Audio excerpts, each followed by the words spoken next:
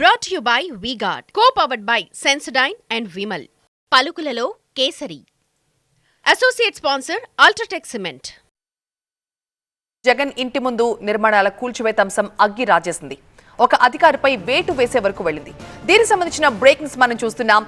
GHMC Khairatabad zonal commissioner Hemant పై వేటు పడింది. హేమంత్ ను జీఏడీకి అటాచ్ చేస్తూ జీహెచ్ఎంసీ ఇన్ఛార్జ్ కమిషనర్ ఆమ్రపాలి ఆదేశాలిచ్చారు. అధికారులకు సమాచారం ఇవ్వకుండా జగన్ ఇంటి దగ్గర షెడ్లను కూల్చివేసినందుకు ఈ చర్యలు తీసుకున్నట్టుగా తెలుస్తోంది.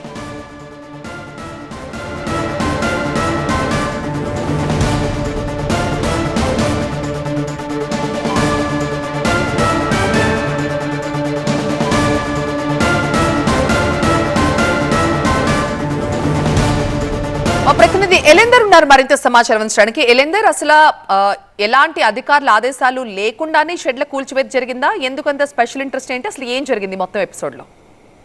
రైట్, నిన్న ఏదైతే జగన్ ఇంటి దగ్గర జరిగినటువంటి కూల్చేతలకు సంబంధించి జగన్ ఇంటి ముందు 2 సెంట్రీస్ ఉంటాయి. అంటే సెక్యూరిటీ వాళ్ళు అక్కడ కూర్చోవడానికి కావచ్చు, కొంతమంది అక్కడ షెల్టర్ కోసం ఉన్నటువంటి వాటిని కూల్చివేయడం జరిగింది టౌన్ ప్లానింగ్ అధికారులు. అయితే జోనల్ కమిషనర్ హేమంత్ సహదేవ్ ఆధ్వర్యంలో ఈ కూల్చేతలు జరిగాయి. అయితే దీనికి సంబంధించి Amrapali GHMC commissioner incharge commissioner చర్యలు తీసుకున్నారు. ఎందుకంటే దీనికి సంబంధించి సీఎంఓ అధికారులకు కావచ్చు, మున్సిపల్ డిపార్ట్మెంట్ ఉన్నతాధికారులకు ఎవరికి కూడా ఎలాంటి సమాచారం ఇవ్వలేదనేది మాత్రం వాళ్ళ దృష్టికి వచ్చింది. సో దానికి సంబంధించి ఆ అధికారి పైన చర్యలు తీసుకుంటున్నామనేది ఒక ఆదేశాలు ఇస్తూ జీఏడీకి అటాచ్ రిపోర్ట్ చేయాలని చెప్పేసి కూడా ఒక నోట్ని విడుదల చేయడం జరిగింది. దీనికి సంబంధించి ఎంక్వైరీ అయితే జరుగుతుంది ఆ అధికారి పైన రేపు కానీ ఎల్లుండి కానీ. సో ఎందుకోసం అంత స్పెషల్ ఇంట్రెస్ట్ తీసుకొని ఆ సెంట్రీని ఎందుకు కూల్చడం జరిగింది, ఎవరు చెప్పారు, ఎవరి ఆదేశాలతో ఆ పని చేశారు అనే అంశాలకు సంబంధించి కూడా హేమంత్ పైన విచారణ అయితే జరగనుంది. దీనికి సంబంధించి టోటల్ ఎపిసోడ్లో ఎవరు చెప్పారు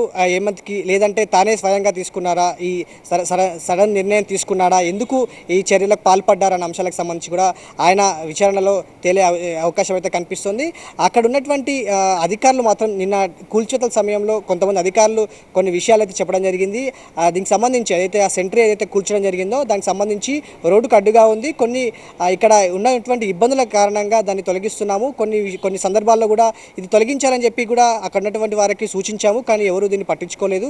కాబట్టి ఇది తొలగిస్తున్నాము, రోడ్డుకు అడ్డంగా ఉంది అనే అంశాలను మాత్రం చూచాయగా చెప్పారు తప్ప దానికి సంబంధించినటువంటి అఫీషియల్ ఇన్ఫర్మేషన్ మాత్రం కూడా ఎవరు బయటికి చెప్పినటువంటి సందర్భాలు కనిపించలేదు.